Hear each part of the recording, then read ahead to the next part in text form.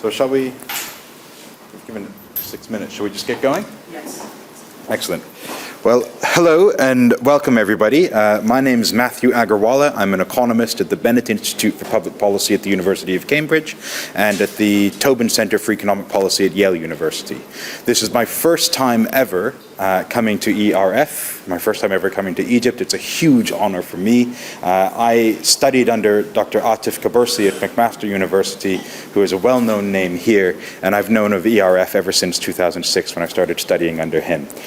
So it's been a great pleasure and honor for me to read 3 really interesting and insightful papers. It's a region I haven't worked on very much yet, but I'm interested in beginning research in this field. So we've got 3 papers. The first is on MENA oil exporters, and they need a renewable energy transition before the oil wells run dry. There's a special focus on innovation, financial development, and governance, and that will be presented by Siham Matallah. Another paper is Technology Innovation and Climate Change Mitigation, Effects and Transmission Channels. And the final paper is Logistics Performance and Environmental Degradation, the Case of the MENA Countries. At the speaker's request, we're going to have each speaker present, and then after everybody is presented, we'll do questions and comments. So please write down your thoughts and comments as we go along so that you don't forget them as each paper comes up. Without further ado, may I introduce Siham Matallah to present her paper.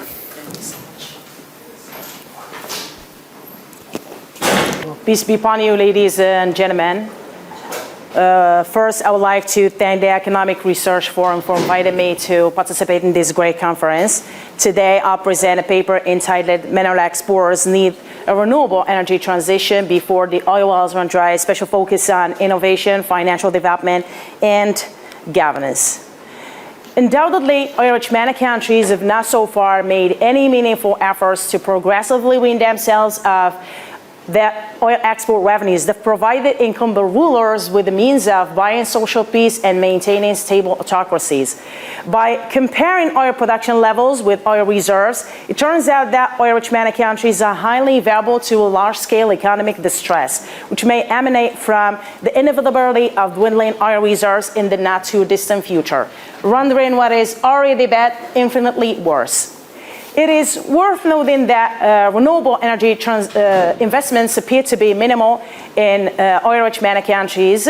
Some GCC countries started to invest in advanced renewable energy, but the failure to increase the share of renewables in the energy mix has caused these GCC countries to be lagging behind in the race for alternative energy. The situation seems much more terrifyingly worse in the other oil-rich MENA countries, as these have not previously made similar efforts to leap forward in the clean energy sector.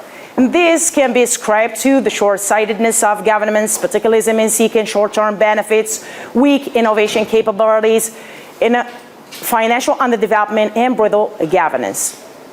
Most mineral oil exporters do not invest sufficiently enough in developing technology and unleashing innovation in order to take the first steps towards a gradual transition to renewable energy technologies. More often than not, financial underdevelopment constitutes a major obstacle to the development of the clean energy sector in non-GCC countries. Other inhibiting factors to renewable energy transition include the lack of political will and commitment that can fail renewable energy projects at the earliest stages, and the callous exploitation of natural resources. Although the existing literature on the barriers to renewable energy transition in developing countries is rich and diverse, to the best of our knowledge, there is still a need for more studies on the impact of oil runs, innovation, financial development, and governance on renewable energy development in oil-rich MENA countries. Therefore, the contributions of the present study are threefold. First, it examines the dynamic linkage between oil revenues and renewable energy development in 8 oil-rich MENA countries over the period 1996 to 2020 using the Alano Bond Difference GMM estimator. Second, it investigates the impact of innovation, financial development, and governance on renewable energy production in these countries. And third, Quite unlike the previous research undertakings that our predecessors have carried out, the present study has striven to highlight the major differences among oil-rich MENA countries by dividing the sample into two groups, GCC and non-GCC countries. Now I'll move on to data and methodology. So our empirical model includes the following variables. First, we have renewable energy generation as a dependent variable. Data are taken from the BP statistical review of world energy. There is a set of explanatory variables, which includes ORN's innovation rate, financial development, human development index, governance index, GDP per capita growth, trade freedom, and foreign direct investment net inflows. So the Al-Bond difference GMM estimator was chosen because it is one of the most effective econometric methods of addressing endogenous issues and resolving the problems of our correlation. It can also account for heteroscedasticity of an unknown form. The Al-Bond estimation takes the first difference form of equation 1. When transforming the regressors into first difference, potential biases caused by omitted variables are removed, as these variables do not change over time. In fact, instrumenting the regressors by their respective lag values renders them predetermined and not correlated with the error term, under the assumption that there is no serial correlation in the error term and that the explanatory variables are weakly exogenous. We can check the validity of this assumption using two tests, the Sargan-Hansen test of over-identifying restrictions and the Al-Bond test for second-order serial correlation.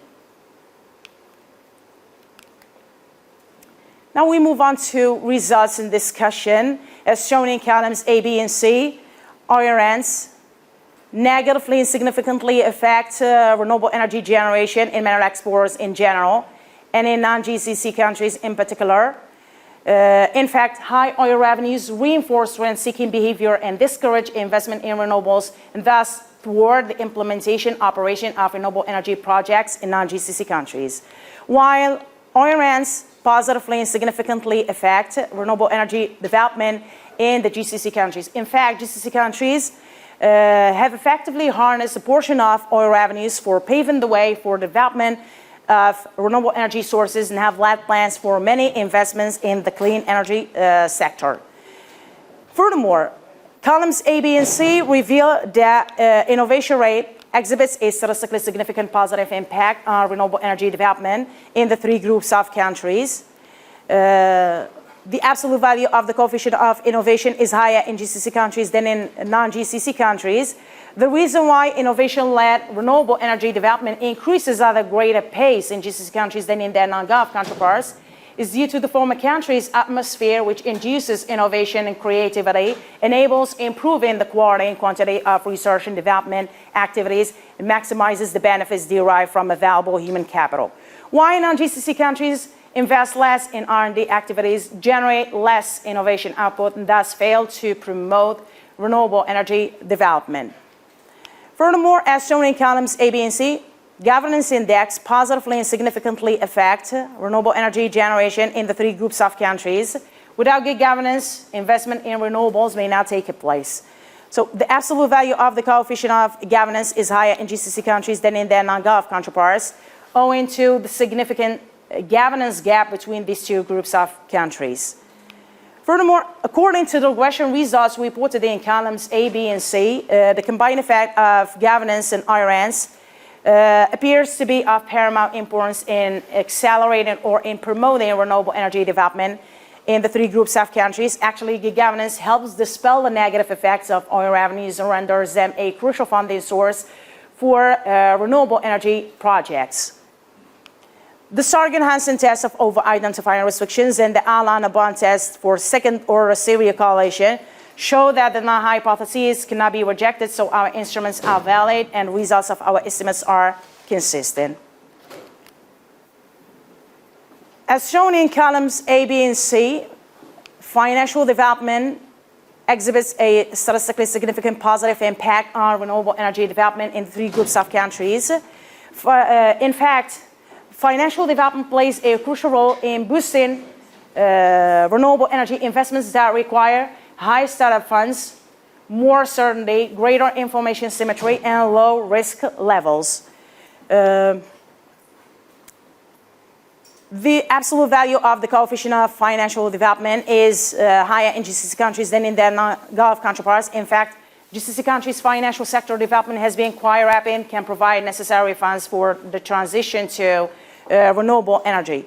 Furthermore, the results also indicate that renewable energy production is positively and significantly affected by Human Development Index, trade freedom, foreign direct investment net inflows, GDP per capita growth, political stability, government effectiveness, and control of corruption. The Sargon-Hansen test of over-identifying restrictions and the Allen-Bond test for second-order Syria correlation show that the null hypotheses cannot be rejected, so our instruments are valid and results of our estimates are consistent. And finally, as a conclusion, it can be said that oil-rich MENA governments must demonstrate their commitment to renewable energy development by allocating a high percentage of oil revenues to establish a budget wholly devoted to promote and support research and innovation in the clean energy sector. Second, the challenges facing mineral exporters signal a need for skilled and highly qualified human resources in high-tech renewable energy industries. This can be fulfilled by increasing the number of scientists, engineers, technicians, and professionals working in different fields of renewable energy research, development, and implementation. Third, policies to foster technological innovations need to consider governance issues. Therefore, the fight against corruption must continue with the greatest possible support, and transparency must pervade every aspect of the decision-making process of resource allocation. Furthermore, the removal of trade barriers facilitates a more rapid transfer for renewable energy technologies. Therefore, these governments need to take decisive steps to liberalize trade, promote the integration of renewable energy markets within the MENA region and with the other leading countries in renewable energy production, and allow greater scale economies in renewable energy industries. In fact, efforts to create an environment that is conducive to investment in renewables, widen access to finance, and advancing financial sector reforms aimed at restoring confidence are welcome. Furthermore, measures to relax investment restrictions, simplify the procedures for issuing investment licenses, and provide a regulatory framework that contains guarantees to attract foreign investors and address their specific concerns must be implemented for the sake of renewable energy development in oil-rich MENA countries. These measures or these actions should be coupled with the maintenance of political stability that has a large bearing on whether or not foreign investors will be enticed to invest in renewable energy projects in oil-rich MENA countries. I think I'm going to leave with that, and thank you so much.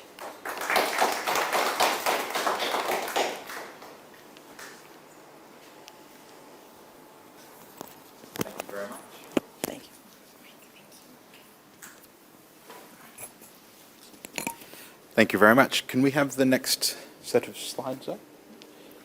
Can we have the next set of slides up for the next speaker? Or were there any immediate questions for this speaker? Yeah. If there's any immediate point of clarification, we can have a quick question now. Yes? Okay, thank you.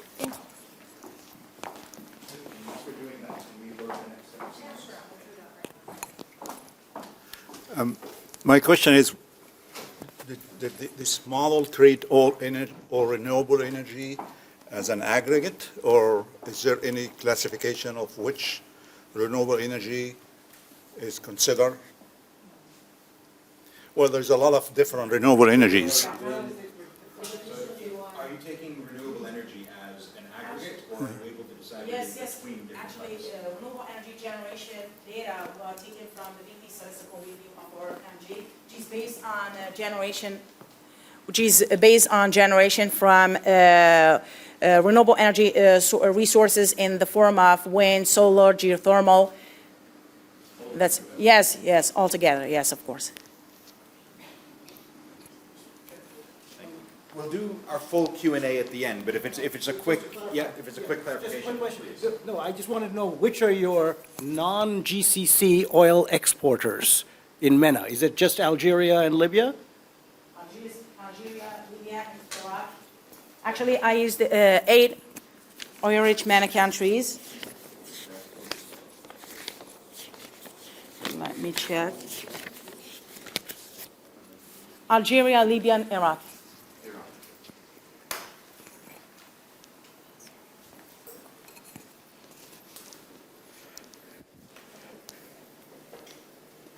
Perfect.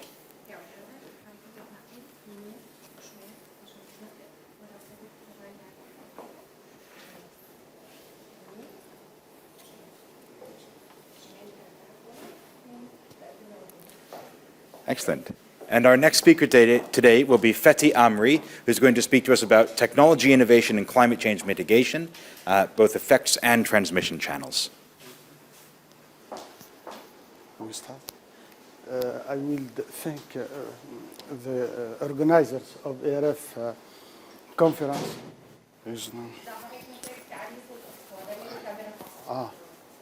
Okay. First of all, I will thank the organizer of ERF conference to give me this opportunity to present our work. I would also thank the audience for attending my presentation. My paper talking about technology innovation and climate change mitigation effects and transmission channel. My presentation, I will present myself. I am Fethi Amri from Tunisia. I am associate professor at University of Gibbs. My presentation will be as follows. We'll start by motivation, problematic, contribution, literature review, model, methodology and data, result and discussion, and finally give some conclusion and policy application. First of all, why choosing this subject? We choose this subject because humanity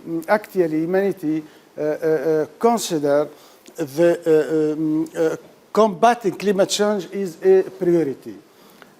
In this context, innovation is considered as the main factor in mitigation climate change. There is a different study that interested in the same subject, but this study have ignored the channel through which technology can help in climate change mitigation, especially in the case of MENA country. Our objective is to study the relationship between technology innovation and environmental sustainability in the case of MENA country. Contrary to the previous study, we try to contribute differently in the subject by integrating some transmission channels as mitigation factor in the relationship between innovation technology and environmental sustainability.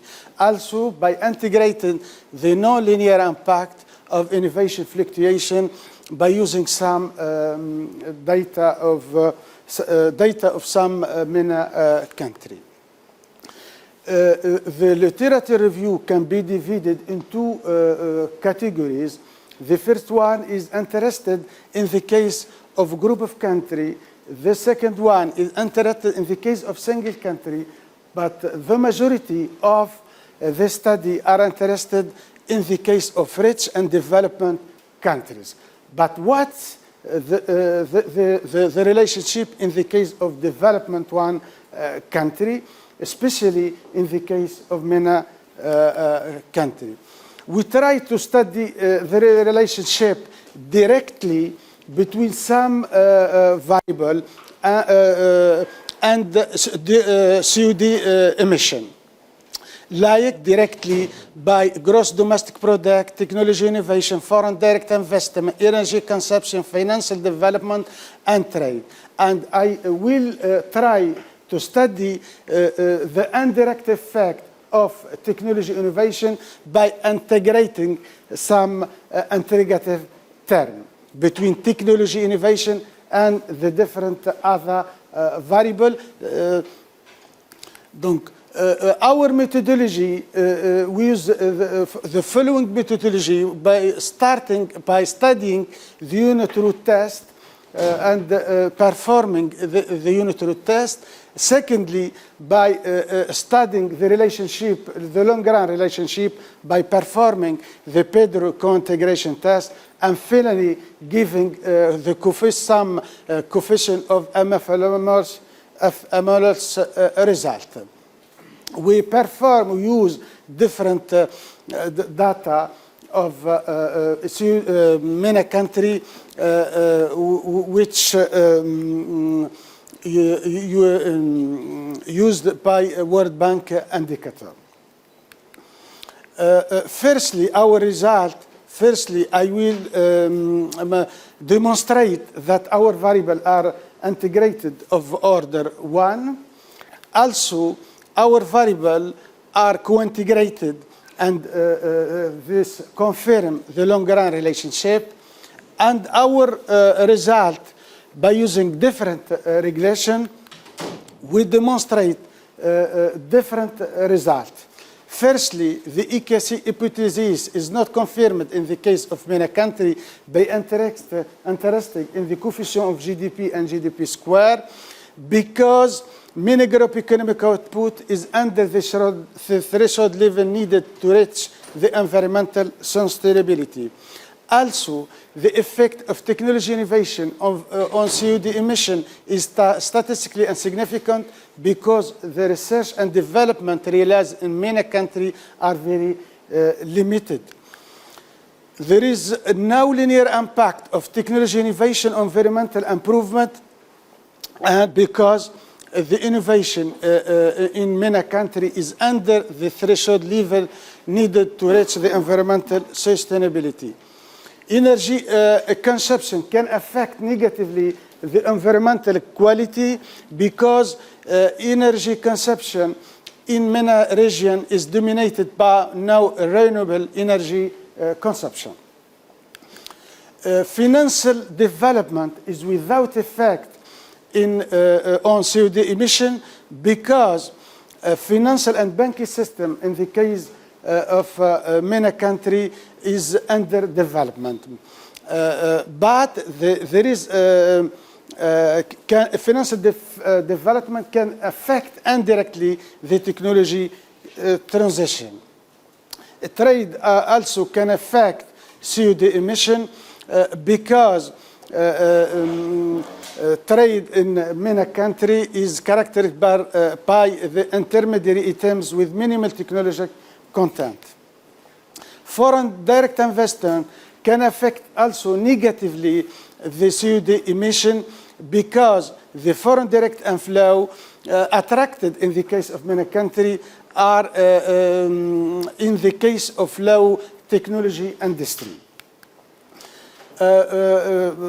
We look now at the indirect effect by interested in the interrogative term between energy consumption, financial development, foreign direct investment, and technology innovation. And there is a negative effect on COD emission.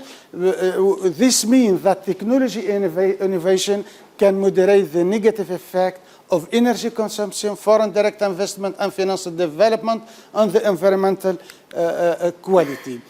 Our result allow different policy implication or challenge for MENA country. Firstly, policymakers should increase GDP in order to reach the threshold level, allowing environmental improvement for better performance in terms of research and development and innovation.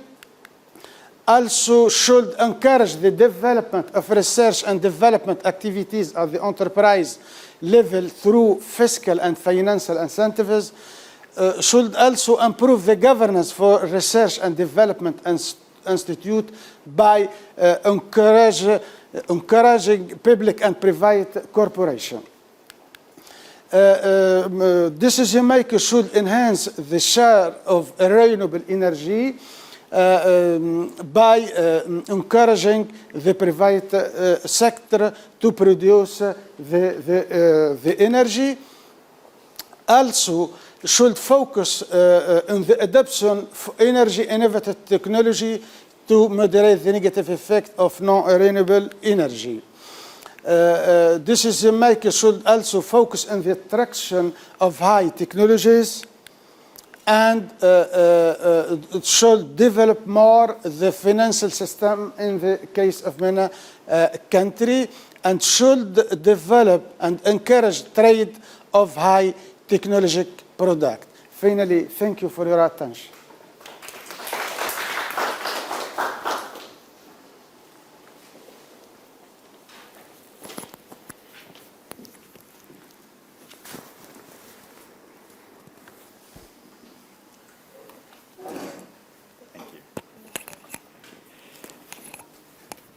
I've clearly been too scary as a chair because I was clear with the authors that we wanted to keep to time, but we're rushing through. I think we're way ahead of time. So that means the onus is on the rest of the audience to have good questions and good discussion afterwards. So please be thinking as we go. We have our final paper. We're just adjusting the slides now, and I'll hand over to Seda. She's going to be speaking to us about logistics performance and environmental degradation, the case of the MENA countries. So.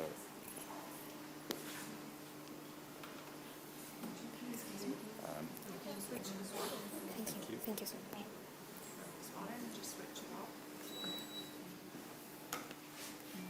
Can you put it here? Okay. Yes, actually, we can attach this there. Can you put this in the pocket, for example? I can. While we're in the transition and the handover, were there any points of clarification, questions for the previous speaker? In this direction. Yes. Can We'll you help me? Okay, perfect. Yeah. Yeah, Oh, 1 minute. I have to do it. Can we put it in the pocket instead, or do you want to attach it? Okay. This would be better. Is it okay? Yes. Okay.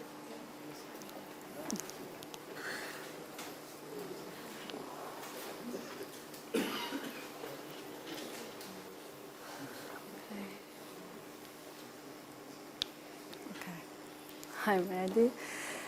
Good morning, everyone, and welcome to our presentation. I am Seda Ekmen Özçelik from Turkey, and my co-author is Ünal Töngür. First, I would like to thank ERF for providing us the opportunity to present our paper. Our topic is logistic performance and environmental degradation, the case of MENA countries. A country's logistic performance is an important determinant of its economic performance, as logistics infrastructure connects to producers with supply networks and consumers with products and people with communities throughout the rural and urban environments. In this context, logistics refers to the set of integrated activities required to move products through the efficient supply chain process, which includes freight transportation, inventory storage and management, material handling, and information processing. So poorly managed and inefficient logistics operations can result in significant economic losses, such as increased transportation costs, reduced productivity, increased risk of supply chain disruptions, reduced consumer loyalty, and intensified trade barriers. Therefore, improving logistic performance is becoming one of the main priorities of the countries in order to ensure economic growth, facilitate international trade, and increase competitiveness in the global markets. On the other hand, with the increasing concerns about environmental degradation, the effects of logistics activities on the environment have been questioned. In this context, it is known that transportation makes a significant contribution to greenhouse gas emissions, and road transportation is the main source of it. This is mainly due to the high dependence on fossil fuels for transportation and the poor fuel efficiency of vehicles.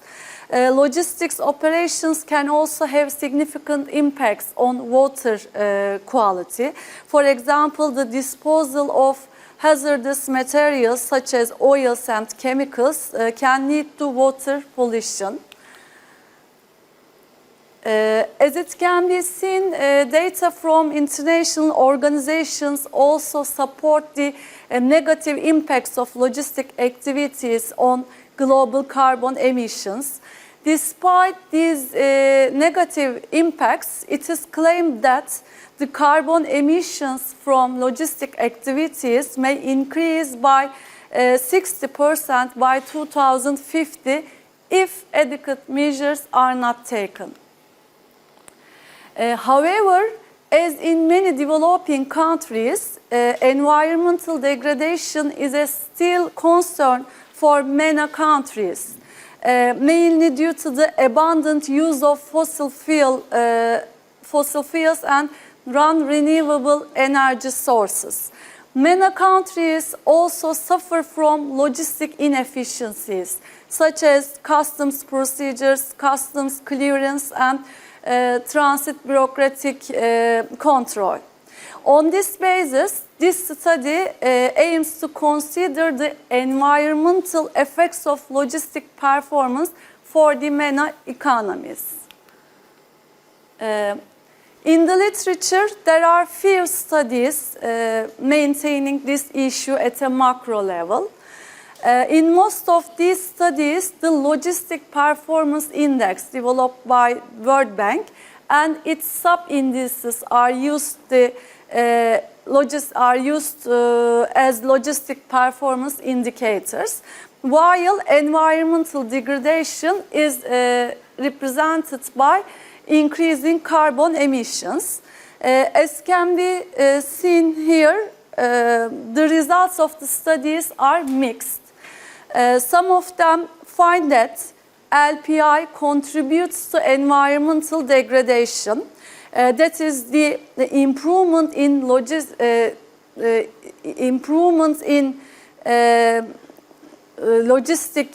performance increases carbon emissions, and some of them found that LPI contributes to environmental sustainability.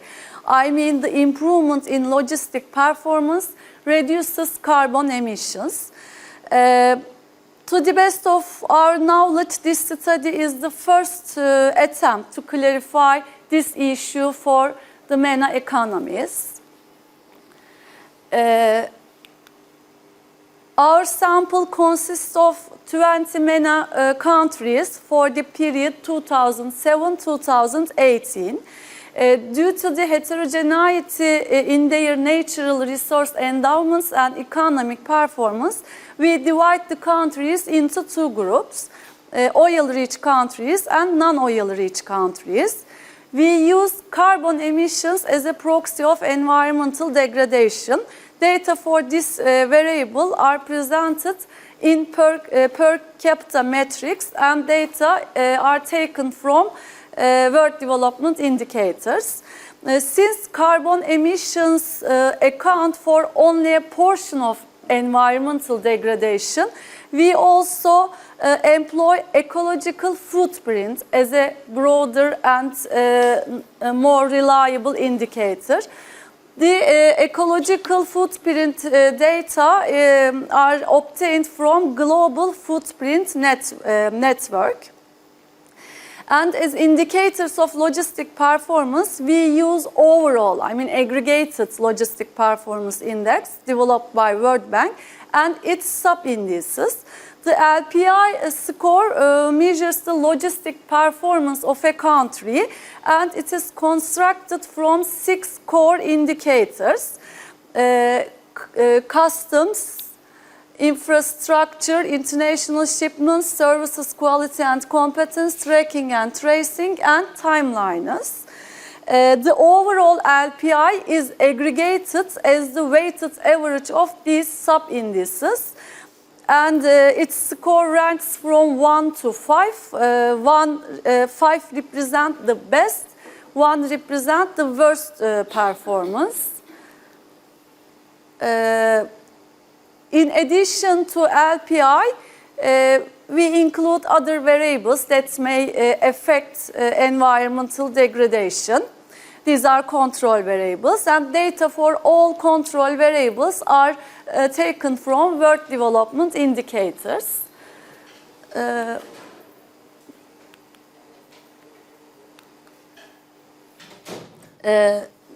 We consider the following benchmark equation for the effects of logistic performance on environmental degradation. Here, I and T refer country and years respectively. In the model, environmental degradation, which is represented by carbon emissions and ecological footprint, they are and also, as I said, logistic performance index is represented by logistic performance index at country level and its sub-indices. We use each sub-index separately due to the avoid multicollinearity problem. In addition to LPI, we use, as I said, we use some control variables. GDP per capita, industrialization rate, trade openness, FDI, and renewable energy consumption. We also add time invariant country-specific effects and time-specific effects, and also an error term. This benchmark equation is estimated by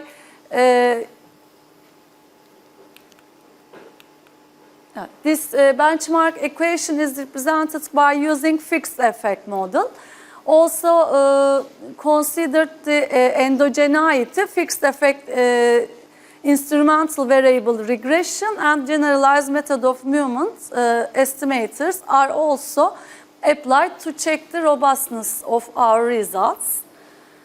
The table presents the results of the fixed effect panel regression analysis. We used robust standard errors. The main independent variable is overall LPI, aggregated LPI. In the table, the first point to note is that there is a positive relationship between logistic performance index and environmental degradation in a whole sample and in oil-rich countries. More specifically, a 1% improvement in the logistic performance resulted a 0.12% increase in carbon emissions and nearly 0.44% increase in ecological footprint in all sample. Similarly, a 1% increase in improvement in logistic performance leads to 0.40% increase in carbon emissions and 1.11% increase in ecological footprint in oil-rich countries. For non-oil-rich countries, this relationship is insignificant. Therefore, our results shows that improvement in logistic performance index contributes to environmental degradation in the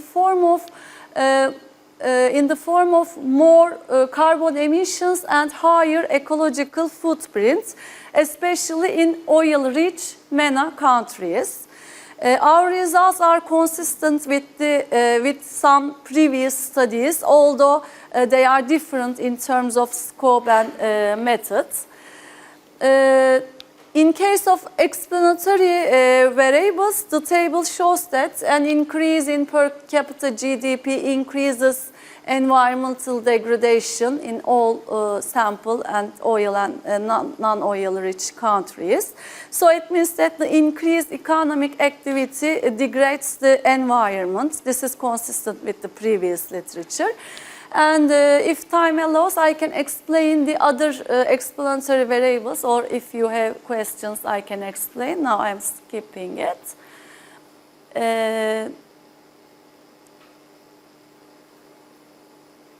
We also analyze the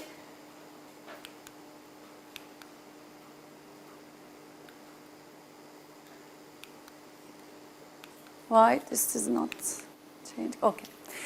We also analyze the impact of sub-LPI indices on the environmental degradation. The table represents the estimation of each sub-LPI indices. According to the table, in all sub-indices, improvement in all sub-indices generates environmental degradation in oil-rich MENA countries. And the most strong impact is infrastructure, as you can see. It is actually the quality of trade and transport-related infrastructure. I mean, it refers to better port and better interconnections. Okay. For non-oil countries, customs efficiency is the only sub-LPI index that has reducing effect on carbon emissions. To address the potential endogeneity issues, we use alternative estimations, as I said in the beginning of the presentation. And the results are more or less similar to our main findings in the fixed effect regression. To sum up, our results suggest that an improvement in logistic performance contribute to environmental degradation rather than environmental sustainability, particularly for oil-rich MENA countries. There may be some reasons behind this result. For example, the improvement in logistic performance can increase transportation activities, which in turn increases fossil fuel consumption and an increase in carbon emissions. Also, the improvement in logistic performance may increase economic activities and thereby increasing energy use and fossil fuel use. For example, Magazino 2021 argued that improving the quality of logistics can lead to the development of information and communication technology, which is heavily dependent on energy and also trigger energy use by increasing vehicle density. All in all, we can claim that logistic performance in the MENA region does not progress in an environmentally friendly manner. And environmental concerns are largely ignored in supply chain process. So how can the negative environmental effects of improvements in logistic performance can be reduced? The answer may be to support logistics activities with green practices. So introducing green logistics and green supply chain management practices is essential for the MENA group. For example, environmentally friendly methods can be used in logistic processes. Finally, our results point out that higher LPI does not represent better green logistic performance for MENA countries. Therefore, a more accurate measure is needed to evaluate MENA's green logistic performance. Future work may be to examine the logistic performance of MENA by considering environmental factors. For example, a new MENA specification metric could be developed that simultaneously considers both sustainability and logistics efficiency. And thank you for listening.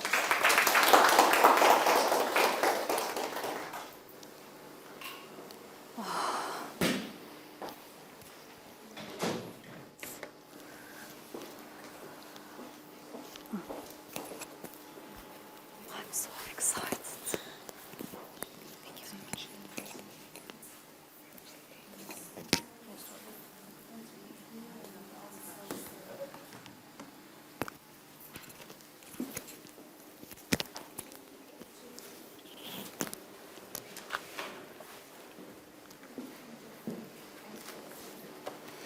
Well, sorry, I'm in the way, aren't I?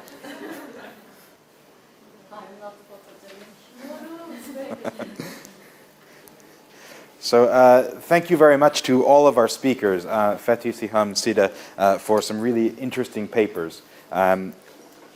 I feel I'm the one who ought to be nervous coming to this audience because I'm not the expert in the region and you very much are. So thank you for an opportunity to learn a bit from your papers and to read about these important topics.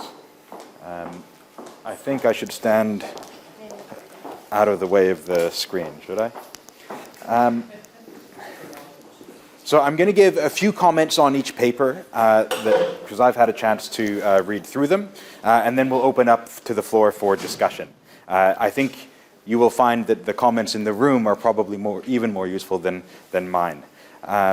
So I'll start with your paper, Siham, on MENA oil exporters and the need for renewable energy transition before the wells run dry. Here you examine dynamic links between oil revenues and renewable energy generation in 8 MENA economies from 1996 to 2020. And you investigated the impact of innovation, financial development, and governance in these countries.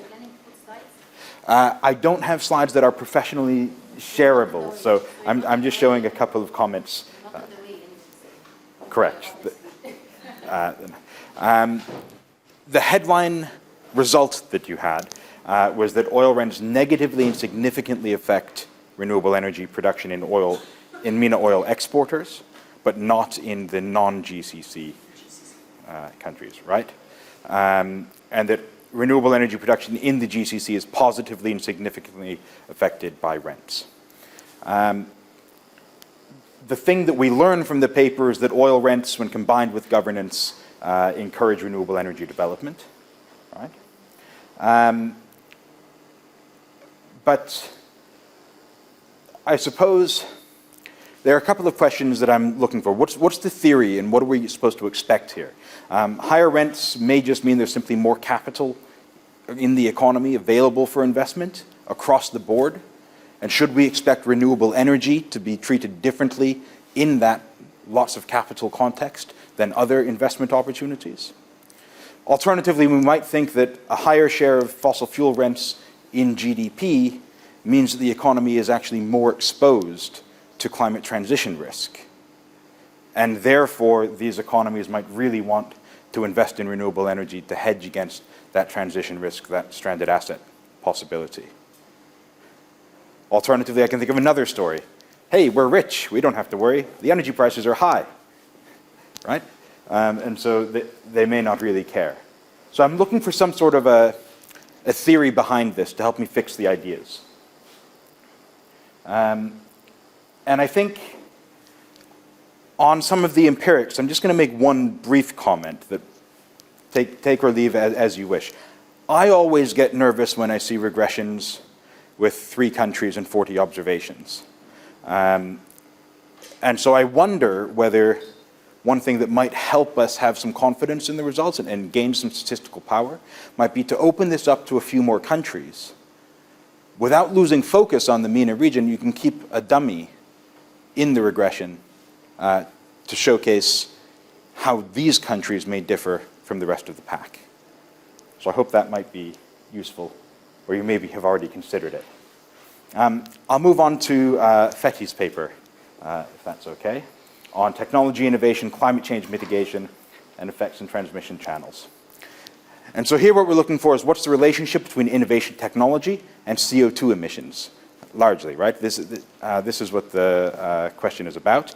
But I would welcome perhaps a bit more clarity about the specific variables that we're using. So we use CO2 emissions, but sometimes it's described as broader environmental degradation, And I'm not entirely sure whether we ought to be thinking about the emissions intensity or emissions at large. And so I would welcome some further thought on the paper explaining your choices here.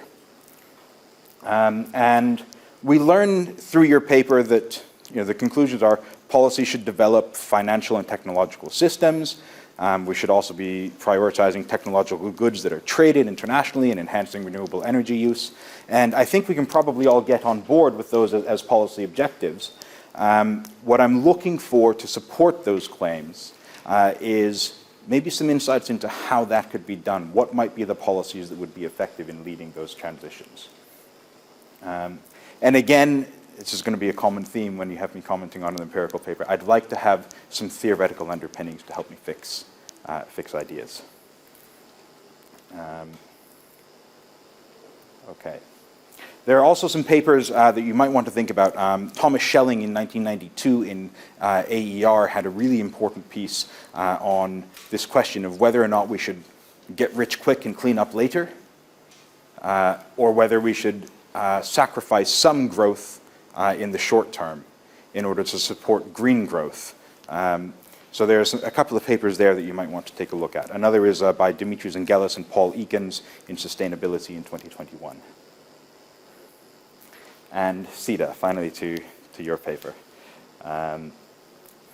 So you've been looking at, does improved logistics performance improve or degrade environmental outcomes in the region?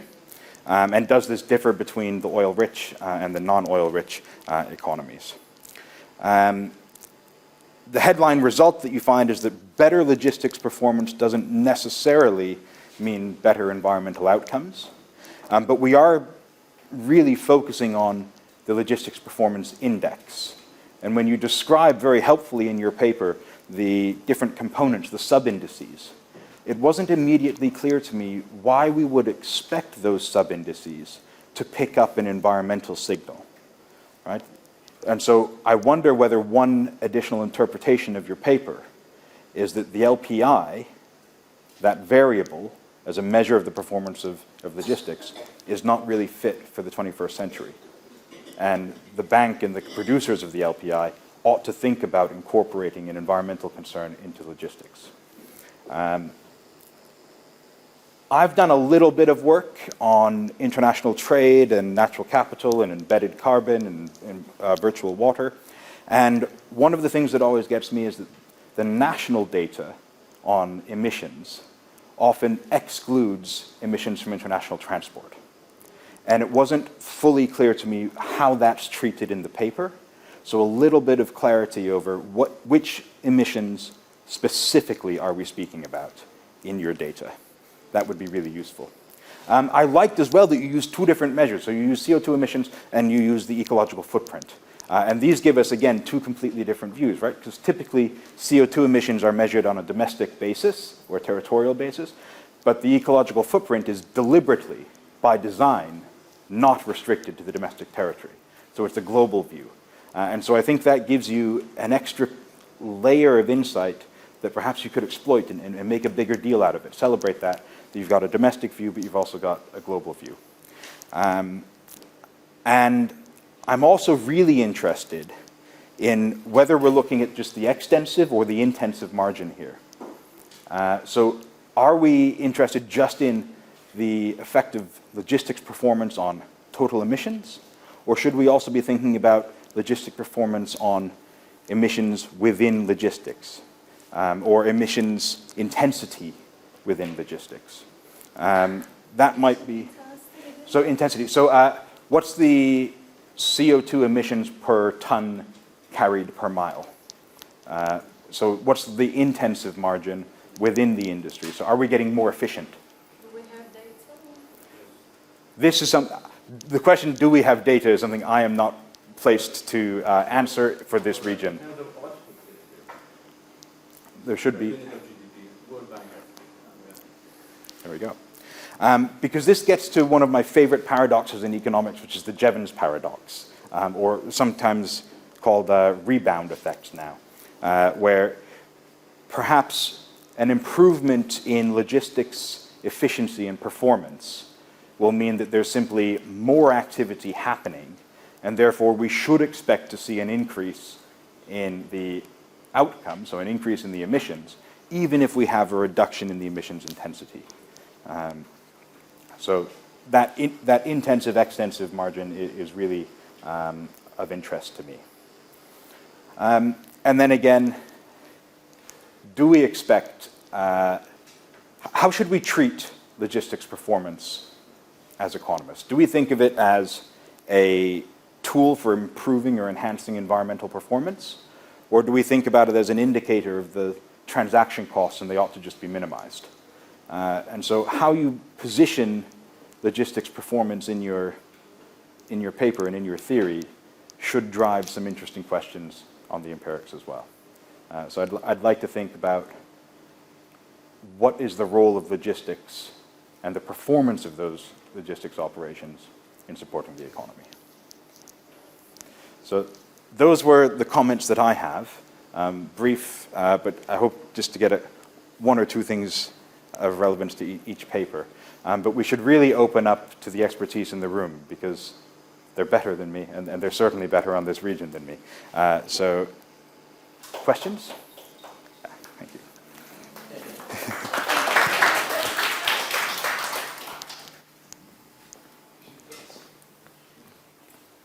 And hopefully the questions are for the speakers and not me. But answers would be welcome. First, on Dr. Siham's excellent paper, thank you for your presentation.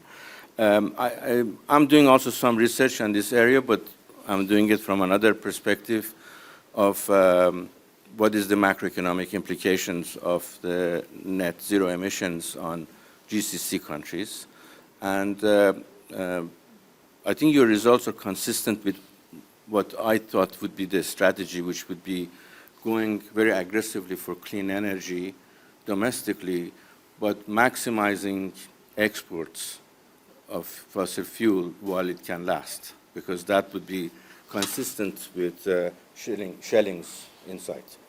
Because that would be politically also sustainable internationally, because countries need energy. Right now, the transition hasn't taken place.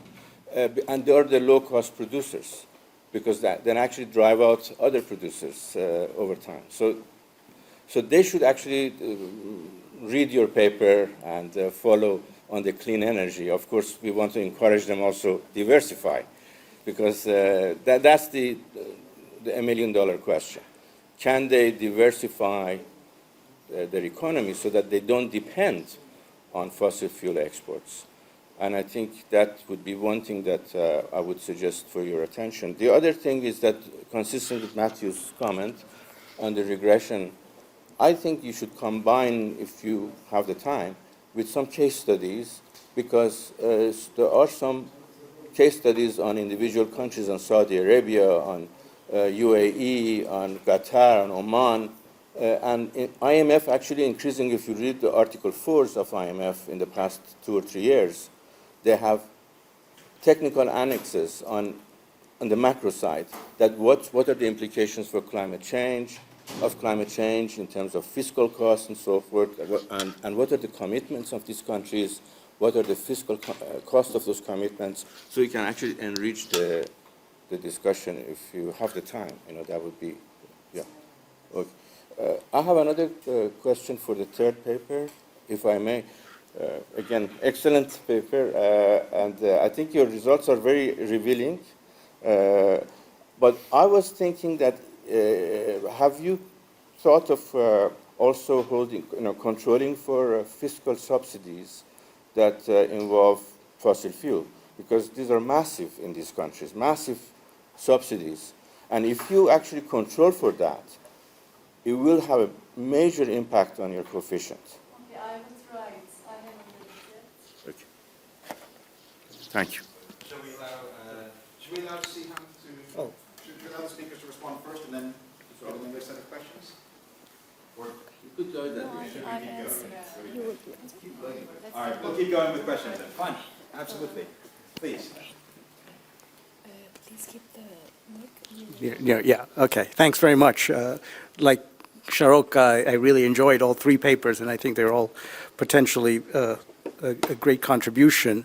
I had questions on all three. On Siham's paper, it's really on the fundamental question. I mean, you're asking the question about whether oil rents affect renewable energy development for these oil-rich countries, oil-exporting countries. But, you know, oil-exporting countries have at least two problems. One is they need to at least. I'm being careful here. One is that they need to diversify away from exporting oil to exporting other things, right? The other is their domestic sources of energy needs to move away from oil to fossil fuels to renewables. These are two separate questions, you see, and I'm not entirely sure which of those two you're trying to address, because there could be a perfectly good diversification strategy where they're exporting services or manufactured goods and everything else and importing renewable energy. They don't need to necessarily produce renewable energy at home in order to diversify away from oil. And then conversely, if what they're really concerned about is their domestic use of energy, then they can move towards renewables, but that they don't need very much, nothing near the scale that they're now doing, because most of the oil is exported. So that's why I think you want to keep those two questions separate and decide which one of those two you're asking. Yeah. Fethi's paper, I just had one.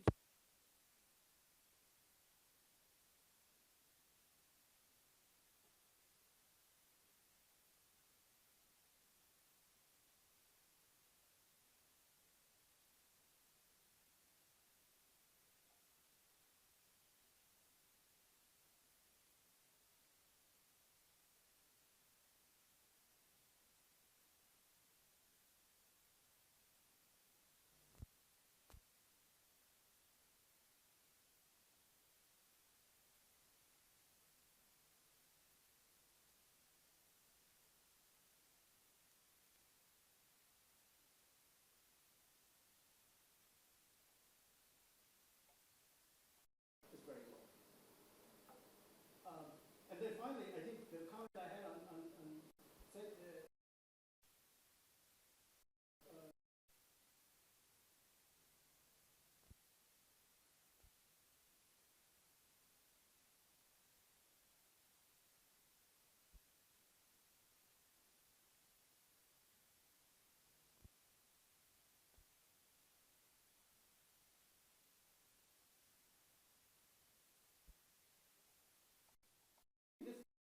Matthew said, which is, this is a great illustration of the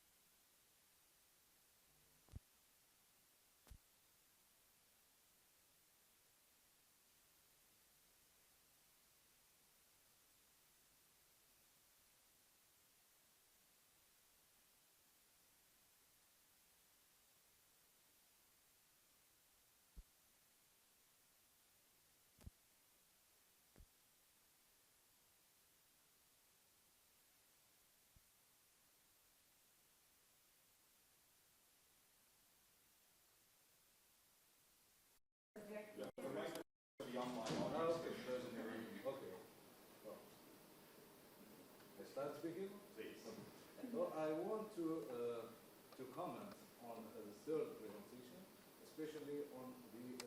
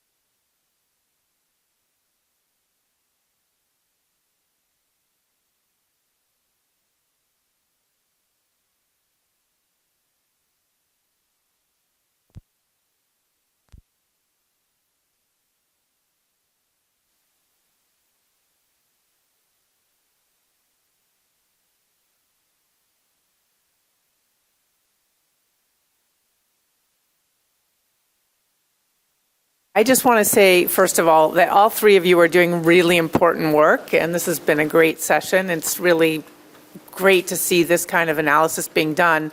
My comment is adding on to what others said to Siham. I agree.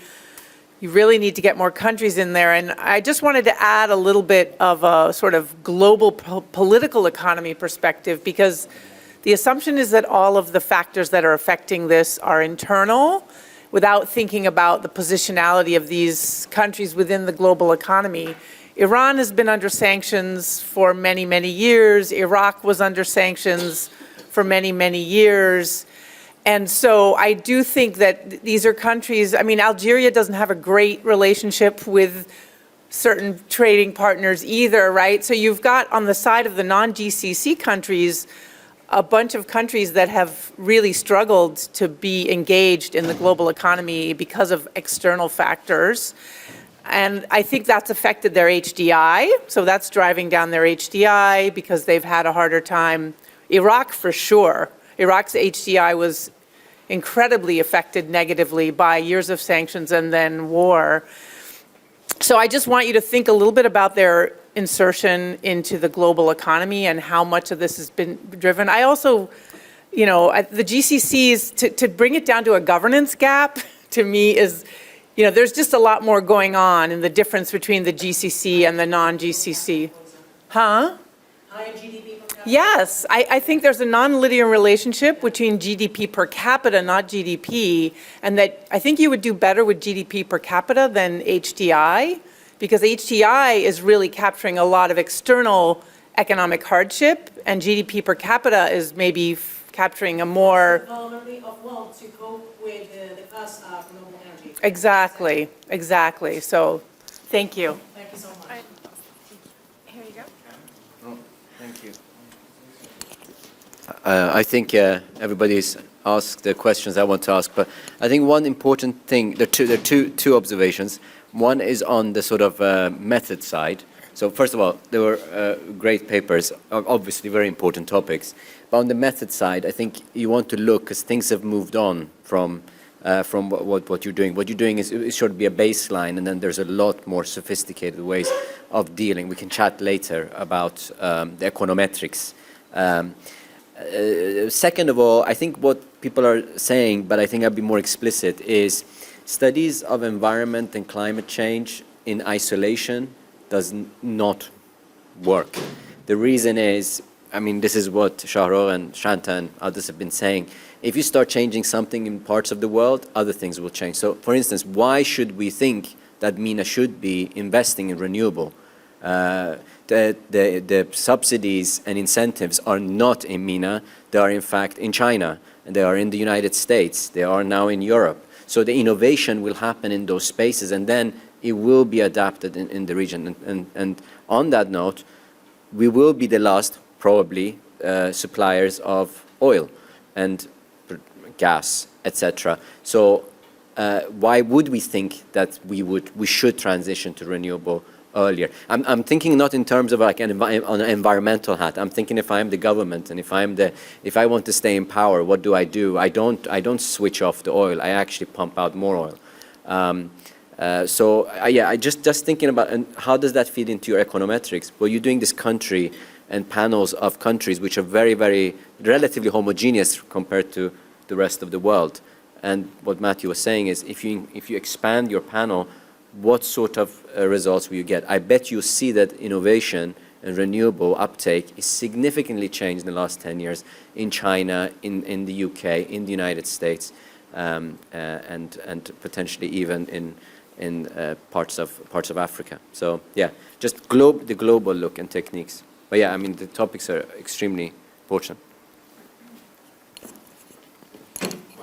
One last quick one, and then we must give the audience a chance to respond. Well, the first one is an addition to that political question.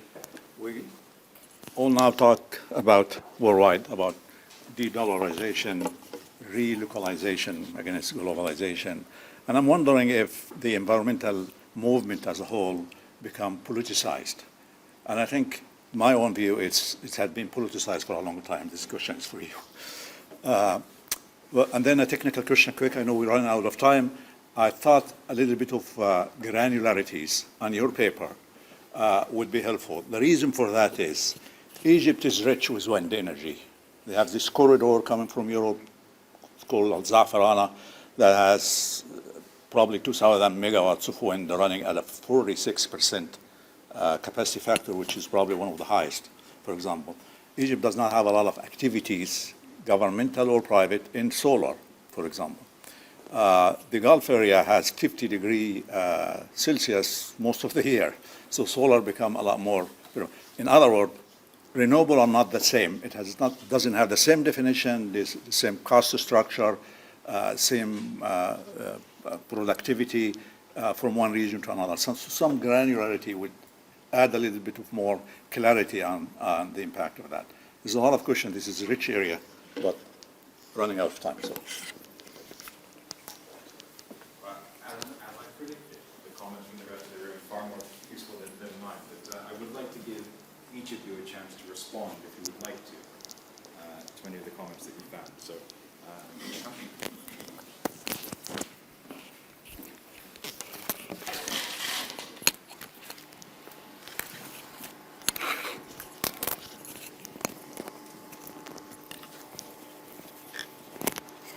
First of all, thank you so much for your interesting comment and very interesting also questions. I will for sure take those comments into consideration while revising this paper. First, I will give a common response to some similar questions. What happened in mineral exports is that decision, as in most oil-rich developing countries, is that decision makers put off decision of investing in renewables until the last possible moment in the hopes that their successors will take these initiatives. They do so because they prefer to yield immediate returns rather than get indirect benefits in the longer term. And it is worthwhile to know that poor governance induces those decision makers to choose the natural resource sector and extractive industries over renewable energy industries. This is the first point. Second, I think that the present paper is confined to emphasize discussion related to that those MENA countries should promote economic diversification, should promote renewable energy generation, in order to be ready for the fact that of the inevitability of dwindling oil reserves in the not too distant future. Well, that can render things worse. In terms of the countries, the sample countries that are included in the sample, 3 countries. Yes, of course, it is a small Iran, Iraq, and Algeria. Actually, I didn't include Libya due to lack of data. But from the econometric point of view, to the best of my knowledge, is that the number of instruments should be smaller than the number of countries. And the results of the diagnostic tests confirm that the validity of the models used. But actually, further studies, there are, of course, certain limitations that provide some inspiration for further research. For example, the present study focused on mineral exporters that are so much more fortunate than other countries in the region, but they are still cannot take advantage of the blessings they have.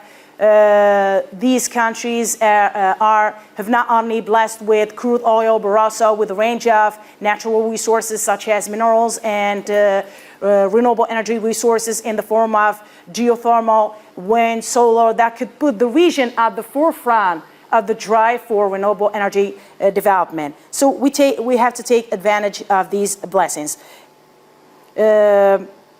So further studies can expand the sample and include other mineral oil importing countries like Egypt, Tunisia, Morocco, Jordan, Lebanon.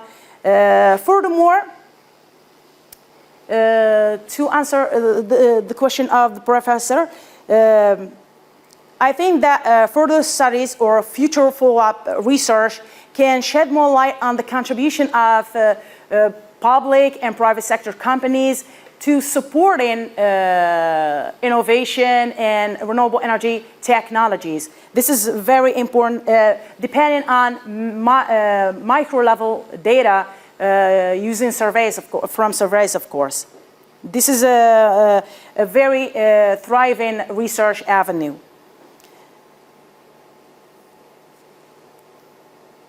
But why should we invest in renewables? Sorry, I think that should be the question. Why should we invest? I mean, that's maybe something you want to think about. Why should the MENA region invest in innovation in renewable energy? I don't get that question. For example, in Algeria. Yeah, exactly. For example, in Algeria. Sorry, Yes, of course. Thank you so much. But it is undeniably important question. For example, in Algeria, they ask the question why we should invest in renewable energy, because there are fossil fuels are cheap. There are some energy subsidies. Why should I choose the costly renewable energy?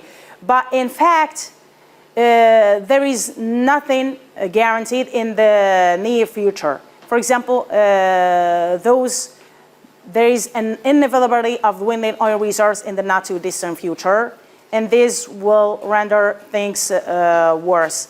So countries should take advantage of the resources they have, not depend only on oil. They should get. I have to allow the other two speakers a chance Okay. to respond. Sorry, Matthew. I will behave. Thanks. Thank you so much. For me. Thank you. Thank you very much. Thank you so much. Did you want to respond to it? No? Okay. Seda, did you want to respond to any of the I want to comments? say thank you for all your comments and suggestions. I will take into account all of them and review my both empirical part and discuss subsidies, rebound effects, extensive and intensive margins, and GMM procedure. So thank you so much.